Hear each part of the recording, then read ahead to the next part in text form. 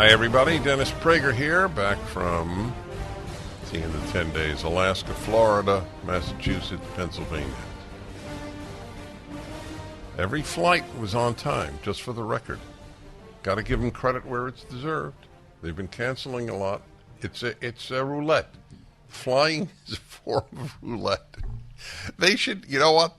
They should not only have boards with the flights and the gates to the city you're going to, but they should have, like they have a tote board up in casinos on betting on canceled flights. But I would have won if I bet on on-time flights. Great to be with you, ladies and gentlemen. Canada has announced, under its Castro-admiring, Castro-imitating Prime Minister, that it will no longer be legal to buy a handgun in Canada. Now, why does the left want to ban guns if they could? In America, it's much tougher because of the Constitution, because there are 400 million handguns, or guns, I shouldn't say handguns, guns around. So why does the left? It should be theoretically, the gun issue should be independent of whether you're left or right. Why does the left want to ban guns as much as they can do so?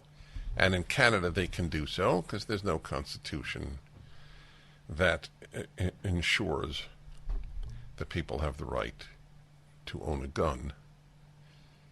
And the answer is really at the heart, truly at the heart of society's questions. Who has more power, the state or the individual?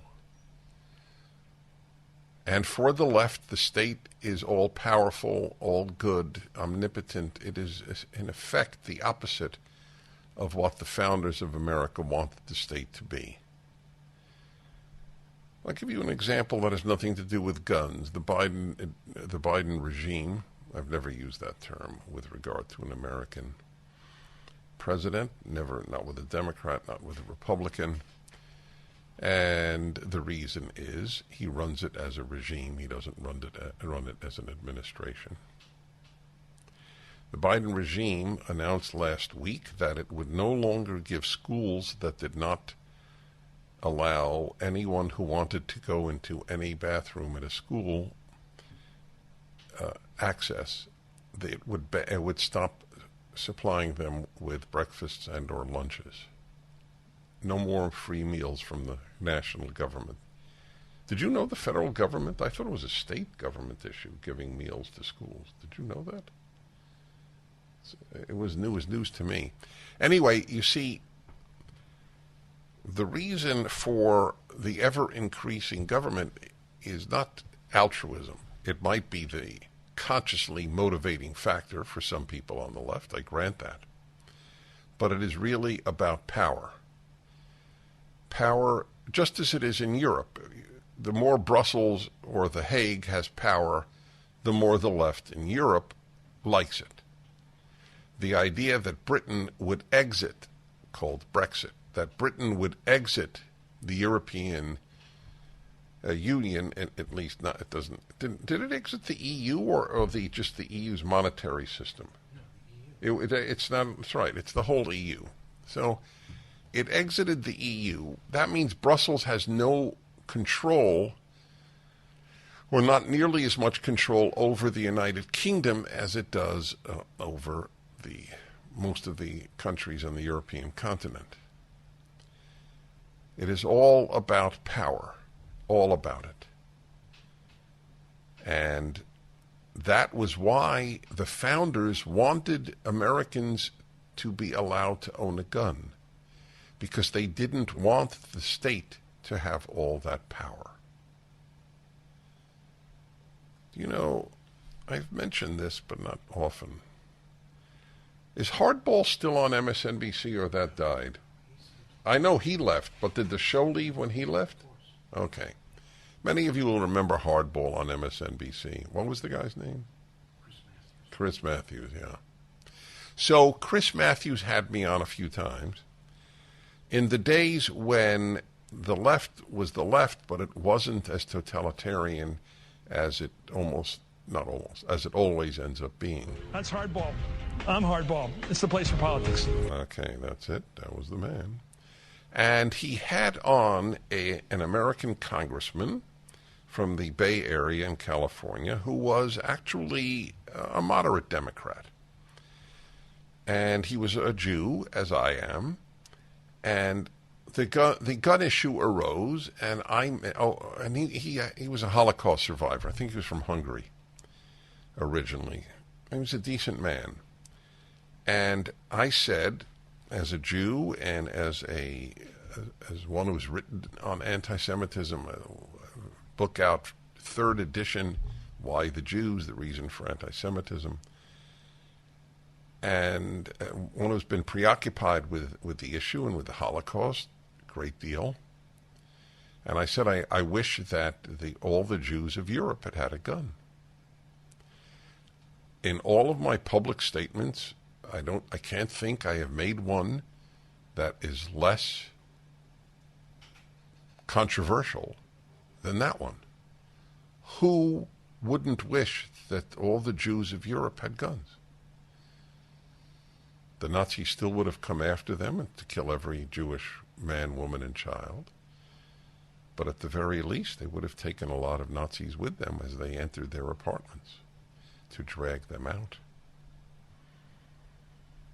And at the very least, one dies with dignity, which is not a little thing, in my opinion. The Nazis were sadists in addition to evil. And many of the Jews, of the 6 million, in fact most, died naked. It was important for the Nazis to literally strip Jews of their dignity. They stripped them of their names in the camps, gave them numbers instead of names. Your name is a very big deal in terms of your dignity in life. So I said that, and Chris Matthews went ballistic, started literally screaming at me. I wish I could find the audio of that show, or the video, but just the audio would be sufficient. When the government has all the weapons, it has all the power. And that is why the founders did not want that to happen. Because they feared tyranny. They feared that any government with allowed too much power will become tyrannical. Because they knew human nature and that it is not glorious to put it in an understated fashion. And one way to ensure that the government cannot do just anything it wants is to enable people to protect themselves from tyranny and indeed from criminal neighbors. And that went along with liberty. Canada did not receive the Statue of Liberty from France. The United States did.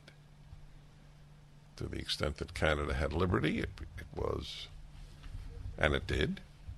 It has much less so today. Look at what was done to the truckers. It's what prompted me to write an article that Canada is becoming the new Cuba of this part of the hemisphere. And Canadians are perfectly fine with it, as New Zealanders are with New Zealand. That is why the Prime Minister of New Zealand, who, by the way, gave the commencement address at an American university, I will ask the living martyr to guess, what university do you think invited the Prime Minister of New Zealand to give the commencement address? It's a distinguished university. Yale, Princeton, Dartmouth, Harvard. Harvard did it. Harvard invited the Prime Minister of New Zealand. And so many people speaking. And they of course invited her. This is the woman whom I have played for you about a dozen times at least. If you don't hear it from the government, it isn't true. That's her speaking during the lockdowns that featured New Zealand Life. Truth is only what the government says it is, just like the Soviet government. That is why its newspaper was called Pravda, which in Russian means truth. The issue about guns is the issue of liberty. A grain of salt. And when you see those messages, remember that unless you hear it from us, it is not the truth. Rising interest rates, stock volatility, out-of-control inflation. People are concerned about what the future holds financially. This is Dennis Prager for AmFed Coin and Bullion. There's no better time than the present to move a portion of your IRA into precious metals. Gold and silver IRAs are more popular than ever, and dealers are advertising heavily for your business. You should know there's a right and a wrong way to set up your precious metals IRA. Mistakes could cost you hundreds of thousands of dollars in IRS fines. Nick Grovich, man I completely trust, owner of AmFed Coin and Bullion, has agreed to send you a concise report about how to set up your IRA and how to get the best bang for your buck. Nick and his team will be happy to help you set up your precious metals IRA or review your current account. Call AmFed Coin and Bullion, 800-221-7694 for your free IRA report and all your precious metals needs. AmericanFederal.com. That's AmericanFederal.com. Hello, my friends. Dennis Prager here, talking about our Constitution.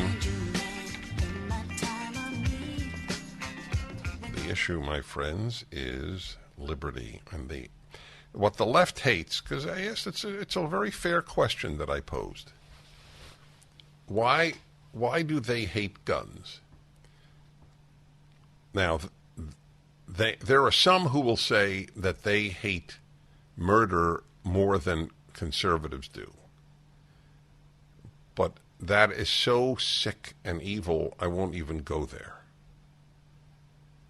In fact, I think they hate it less because they let murderers out. Thanks to the DAs, if you really follow policy, I don't believe for a minute that leftists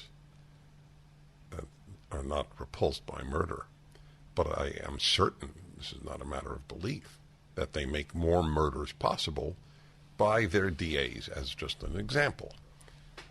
The district attorneys that they vote for and elect are soft on murder, rape, torture, you name the evil. They're soft on it. Not to mention burglary, theft, larceny, carjacking. That doesn't even register on the left scale. What they contend is too many blacks are in jail, which we all believe is true, but that's because too many blacks commit the crimes for which they are jailed in the vast majority of cases.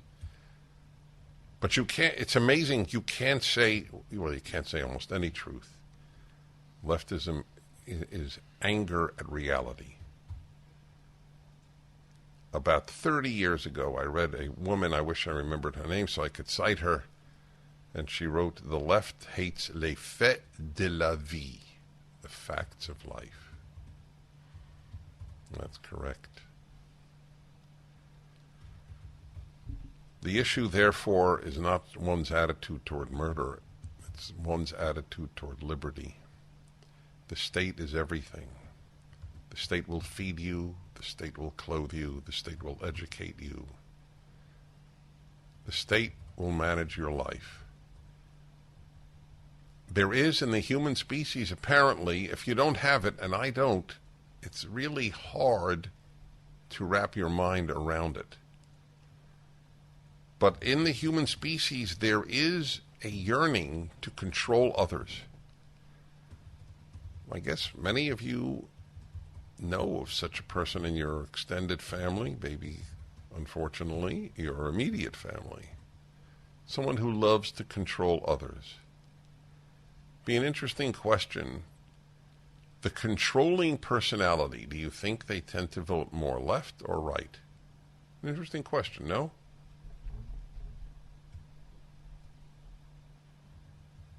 It would seem that they would want to vote left. by the way, an interesting aspect of the controlling personality is that they want to be controlled. They want the government to tell them what to do. Talking about the government telling you what to do, the phone number here is 1-8-PRAGER-776. My thesis, again, is that the gut issue is ultimately a power issue. Does the individual have power over his or her own life, or does the state? Just remember, my friends, every genocide of the 20th century, except the one in Rwanda, which killed about 1 million horribly by machete, by the way, not by gun, was done by big governments. The infatuation with big government on the part of the left is completely devoid of moral thought. There isn't a university in this country, I suspect, with maybe 1 or 2, maybe 5 exceptions, but I don't even know if that exists, that has taught its students that all genocide is created by big government. Oh, I might add, secular big government. Woohoo! If a professor said that at the University of Pennsylvania, he or she would probably lose his or her job. That's the issue here. With regard to power, some thoughts on the latest example, of course, was lockdown. That was a government power play. Here's an interesting question. I had not posed this before. So, 1 million Americans, it is said, died of COVID. It's a very, very large number, obviously. And the emphasis is constantly that the unvaccinated died in greater proportion. So, okay, that's their emphasis. I'll leave that aside for a moment. But here's an interesting question. What does it say about lockdowns? If 1 million Americans died after the greatest lockdown in the history of the world, and certainly of the United States, what does that tell you about the efficacy of lockdowns? Is that a fair question? No, because they have an answer. They have an answer. What, New Zealand? No, their answer was always it would have been worse. Oh, it would have been worse. Would have been worse. So if 2 million Okay. die, they give the same answer. No matter how many died, that's right. If 2 million died, they would still say that the lockdowns worked. We return momentarily. The Dennis Prager Show. Towels just don't seem to dry you anymore. They feel soft and lotiony in the store, but you get them home and they don't absorb. Well, Mike Lindell at MyPillow found that out around 2006, and towels changed forever. He found the best towel company right here in the USA. They have proprietary technology to create towels that feel soft but actually work, and that happens to be true. I use them. They are all made with USA cotton, and they come with the MyPillow 60-day money-back guarantee. 6-piece set, 2 bath, 2 hand towels, 2 washcloths. Regularly $109.99, now $39.99. Just go to MyPillow.com and click on the new radio listener specials and get deep discounts on all MyPillow products, including the towels, by entering the promo code Prager, or call 800-761-6302 for these great radio specials. MyPillow.com, promo code Prager. You know, that's an interesting subject now that I think of it, that last line that we've now heard, let's see, probably 500 times. Every one, you're right, any one. Didn't you do a show with me analyzing the movie that each one came from? Yeah. But what they're saying could be... No, I understand. But what they're saying, so the last one, hi everybody, it's the male-female hour. I'm Dennis Prager, every Wednesday, the second hour, virtually every Wednesday. Sometimes there's an election on a Tuesday, or there's some overwhelming event that necessitates my discussing that discussing that event and not the male-female hour. But I would say out of 52 a year, 50 Wednesdays that I am on, we have the male-female hour.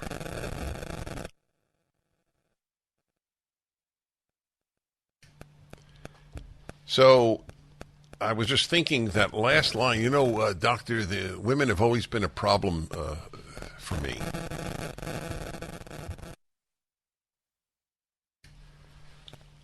And the subject would be, it's not going to be that today, but it would be, if men have been a big problem in your life, if you're a woman, and if women have been a big problem in your life, if you're a man, what does that mean? And why do you think that is? And I would have almost nothing to say. I would really listen and ask questions, which I enjoy doing, by the way. Because thank God that I did not find that to be an issue in my life. So I don't fully relate to it, although I have no doubt that it is somewhat common that the opposite sex is a problem for any given number of people. Anyway, today's subject is raising sons and raising daughters. And it's going to be a two-part thing. I don't know, the second one may not be next week necessarily, but it will be a two-part, one sons, one daughters. We'll start with sons today. We all acknowledge a crisis among males. A crisis of masculinity, a crisis of direction, a crisis of motivation, a crisis of responsibility, a crisis of maturity. I mean, terrible crises. There's a crisis of females as well. I'm leaving that alone for another week, another segment of the male-female hour. But today, I have this question for you. If you're not delighted with the way your son or sons turned out, how would you raise them differently than you did? I think people raising children could learn an immense amount from your responses to that question. So if you would call in immediately, how would you change the way you raised your son or sons?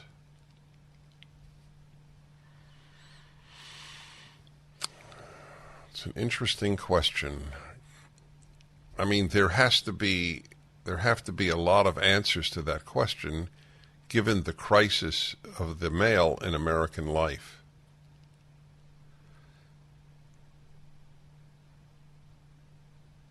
I think that a lot of boys have not developed into men. I regard a man as opposed to a boy as a male with strength, who is not a fearful individual. A lot of boys are also seemingly in personality indistinguishable in many ways from girls. That's an interesting factor as well, I think, in the crisis of the male. Freud, who is, of course, dumped on by modern psychiatry, he's the most unfashionable theories one can imagine. But he believed that for a boy to become a man, it was critical to dissociate himself from his mother. That was a very big area of thought in Freud's writings. By the way, every good insight was already anticipated in the Bible. Therefore shall a man leave his mother and father and cling unto his wife, and they shall be as one flesh. You can't become a man if you still cling to your parents, especially your mom. I say especially because if you cling to your mother, you're not going to cling to your wife. Generally speaking, that is the case. Women don't like to marry men who are overly attached to their mother. They don't like to marry men who have no relationship with their mother either. But there's a very, very larger area of behavior between clinging to your mother and being completely alienated from your mother. 1-8-PRAGER-776, 877-243-7776. Raising boys to become men was the norm until the 1950s, 60s. And then, ironically, the generation called the greatest generation, I don't know why they got that name. I mean, they were a great generation. I don't know if they were the greatest. Doesn't matter, though. They were a great generation. But they weren't great in the micro. They didn't know how to raise children. And that's where began the coddling of boys. Coddling boys is a disaster. You got to raise boys, obviously, with love, but you can easily overdo the love, and you end up coddling boy, and a coddled boy doesn't become a man. Giving boys participation trophies and asking, how do you feel? How do you feel? How do you feel? Were you hurt in any way? Were you hurt in any way? I don't remember my father asking me once, was I hurt? Did your father ask you that? I knew your dad. You knew my dad. I'm laughing because I can't imagine it. How do you feel about it? I don't think my father, it ever dawned on my father, how do I feel about something? How do you feel about it, Dennis? If there had been participation trophies when I was a kid, my father, I'm not sure he would have even allowed the team to give me one. I think he would have said, donate it to charity or melt it. Melt it. That's what he would have said. There's no question boys have been coddled. You have to have tough love with a boy. Yes. But the idea of that in our therapeuticized, to make up a word, society, where we dwell on the feelings of the boy, and the feminist movement has only reinforcement. Oh, we should not raise boys to be tough. We have to have them in touch with their feelings. They should be allowed to cry more. I don't know why exactly. Of course, on occasion, a male will cry. But if it's habitual, it's a problem. 1-8-PRAGER-776. The Dennis Prager Show. Verizon, AT&T, and T-Mobile are charging you a premium fee every month for data you don't use. Stop paying for things you don't use. Instead of paying $89 a month to your current provider, pay just $20 to Pure Talk for what you actually need. I made the switch. I didn't know what I was getting. I was testing it out to see if I could endorse this company. Am I going to drop calls, have slow internet? Well, I can tell you firsthand, the 5G service is that good. Switching to Pure Talk was that easy. If you've been sitting on the fence, time to take the leap and start saving money every month. Just dial pound 250 and say Dennis Prager, and you'll save an additional 50% off your first month. With Pure Talk's no-risk money-back guarantee, you won't regret this. Dial pound 250 and say Dennis Prager. Sign up and save an additional 50% your first month. Hello, my friends. I'm Dennis Prager. Good to be with you. There's a competition among the leading newspapers of the country, Washington Post, LA Times, New York Times, which is the lowest morally and intellectually. And I think the LA Times wins. I think they're the lowest both intellectually and morally. They're the ones with the columnist who said that Larry Elder was the black face of white supremacy, and she was never rebuked, disciplined, let alone fired. She's just a hateful idiot. And basically, that's the only people who write for the LA Times are hateful idiots. The latest example is one of their columnists, LZ Granderson. So the title of his piece today, Republicans Use God to Turn Tragedies into Talking Points. So I'd like to read to you this from this column. This is how the left thinks. There is no reconciliation between left and right. On every substantive issue of life, we have opposite views. One of us is dead wrong and one of us is not. So here is the piece of crap by this hater. It's an interesting theology that conservative Christians like Hagee, Santorum, and Gingrich espouse. It's interesting that he doesn't even use their first names in the beginning. They're unworthy of first names. They clearly have a period in mind in which they believe God was happier with the direction of the country. But our history makes it impossible to pinpoint a date without looking racist. You understand that? So there's no time when America was happier with the country because there was racism in it. So if you think God was happier with the country, let's say in the 1950s, that means you're a racist. You have to understand the intellectual level of this man and this piece to think that way. Because we had this terrible flaw of racism, which was universal, by the way, universal, as was slavery, universal. So let me explain something to this moron named LZ Granderson, who, by the way, is invited onto the show. Maybe he doesn't want to come because I said he's a moron. So I'll tell you what, if you come on the show, I'll apologize. And I'll treat you sweetly as I have any of the handful of people who I differ with who have come on the show. They never come on the show. They never debate for good reason. They don't have the intellectual wherewithal to debate. They don't have the knowledge and they don't have the intellect to debate articulate conservatives. That's why they don't debate us. Just for the record, folks.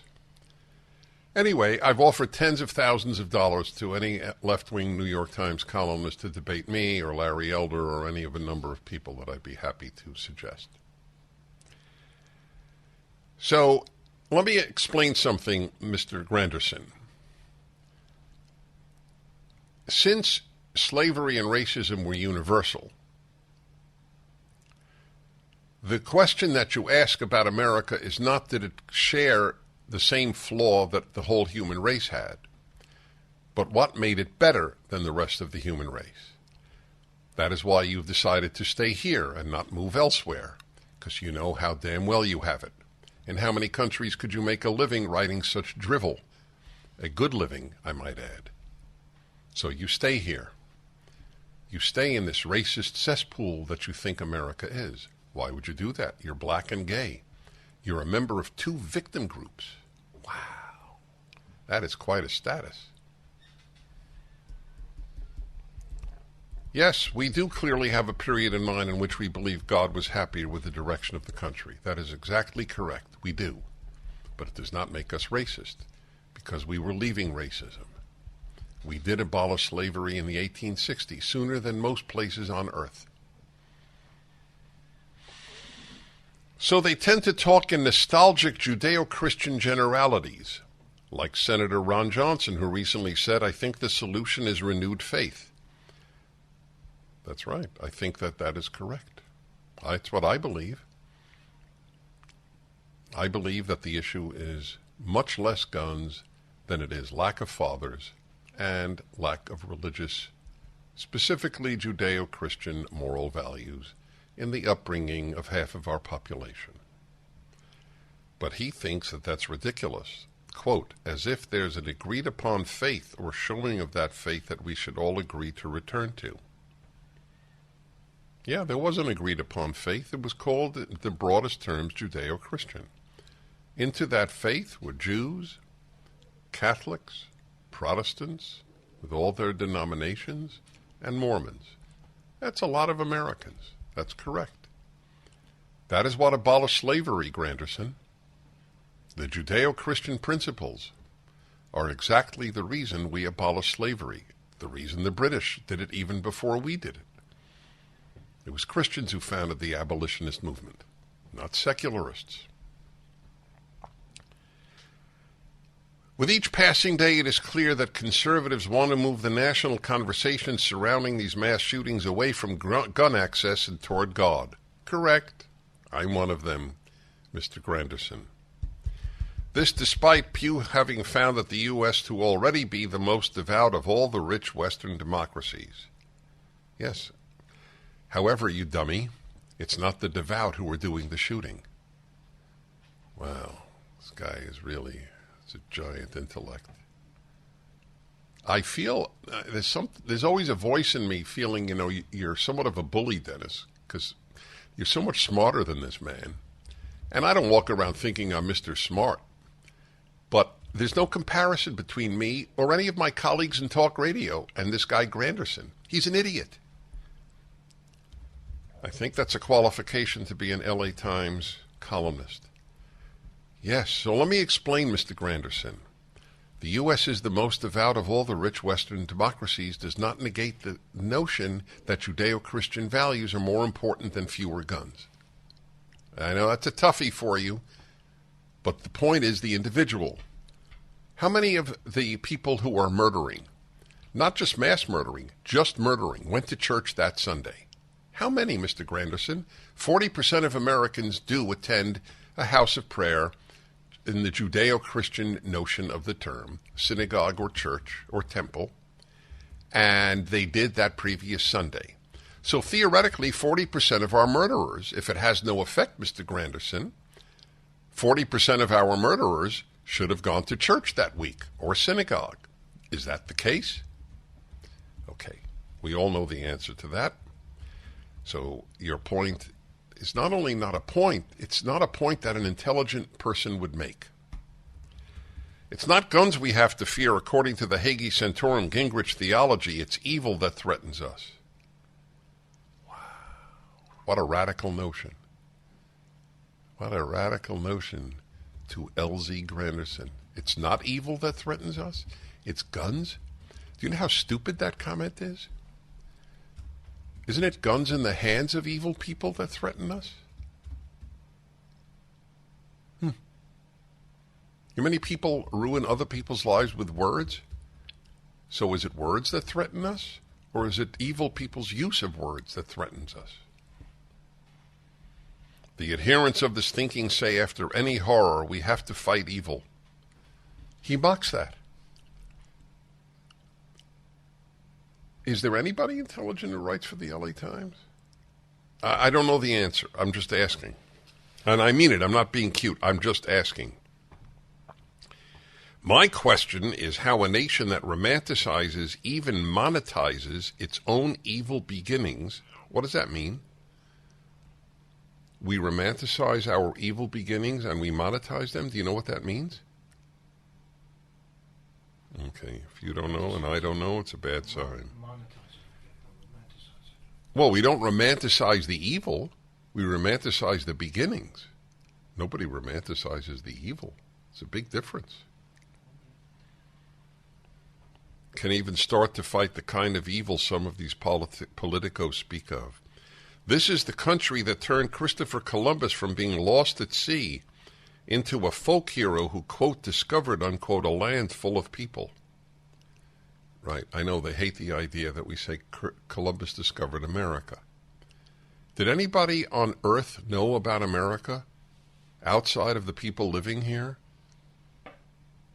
Did anyone on Earth, anyone in Asia, anyone in Africa, anyone in Europe, did anyone know about the Americas before Columbus?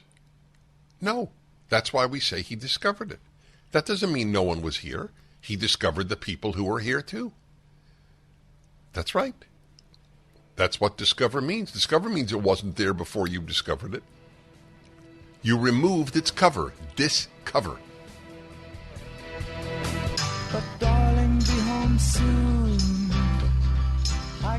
All right, everybody. This Hate America stuff that is routinely printed in every left-wing paper, including the LA Times, is what I'm reading to you today from an angry, not terribly bright writer named LZ Granderson. It's all emotion with no substance. So let's see. We have Civil War reenactments in which people root for the bad guy. It's another indictment here.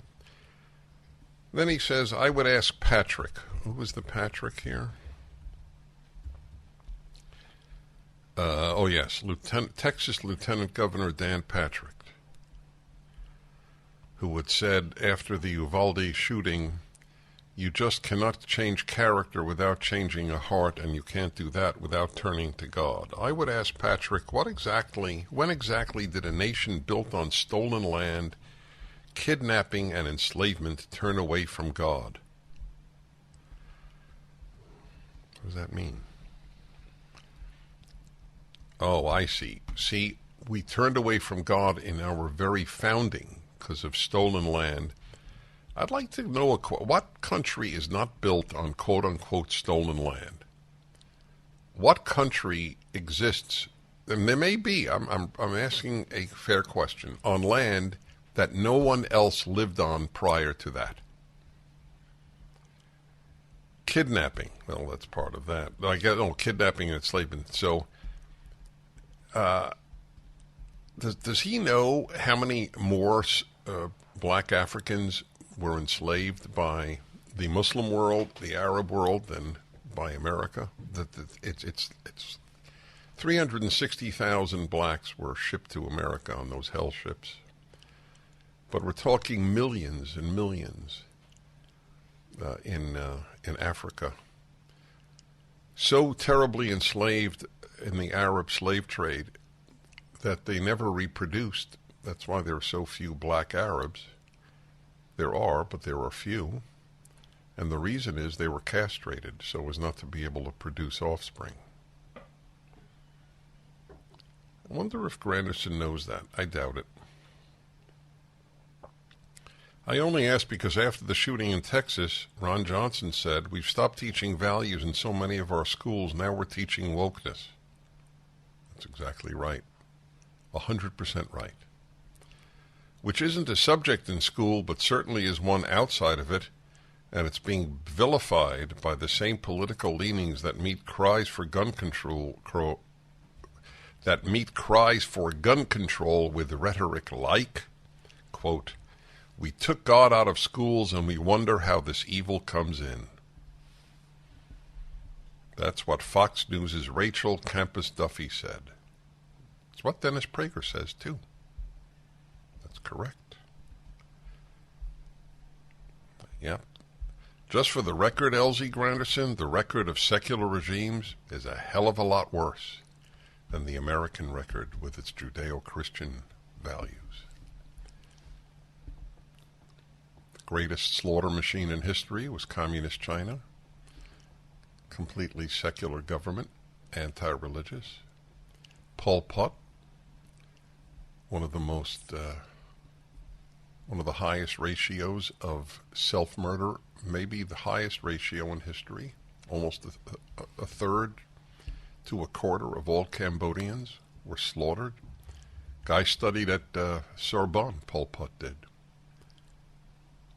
Never a word about that, is there? About the despicable horrors of the secular world.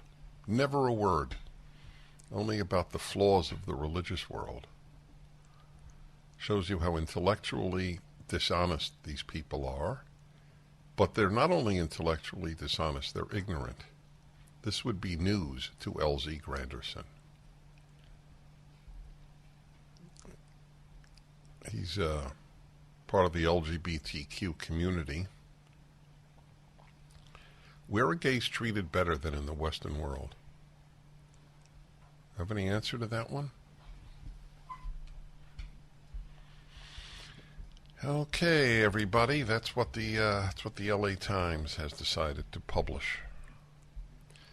There isn't a single columnist, of course, the LA Times, who defends this country, who defends truth for that matter. And I don't know, it is an interesting question. How many people under 60 read the LA Times? No, it's an open question. I don't know the answer to that. It's really become worthless. That's not worthless. It's become harmful. Unfortunately, I say this sadly, I used to write for the LA Times regularly. There was a time, believe it or not, when the LA Times was not woke. It was always liberal, but liberals have nothing in common with leftists except for one thing: they vote for them, which is the great, great tragedy of America. Liberals vote for leftists. In one sentence, that's the biggest political problem in this country. If liberals voted their values, they'd vote Republican. They wouldn't vote Democrat. Anyway, I used to write for the LA Times. They used to have once a week, maybe more than once a week, column right, column left, and I often wrote the column right. Not anymore. They correctly fear conservative thought. They have every right to fear it. If people hear it or read it even once, you can undo years of left-wing brainwashing. That's why they hate when people like me go to colleges. I feel that when I go and speak at a college, in an hour and a half, I can undo 4 years of their education indoctrination.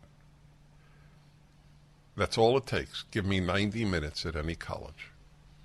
Not just me, Ben Shapiro or Jordan Peterson. I mean, there are a lot of us. Larry Elder. That's why they don't want us there. I don't blame them. The Dennis Prager Show.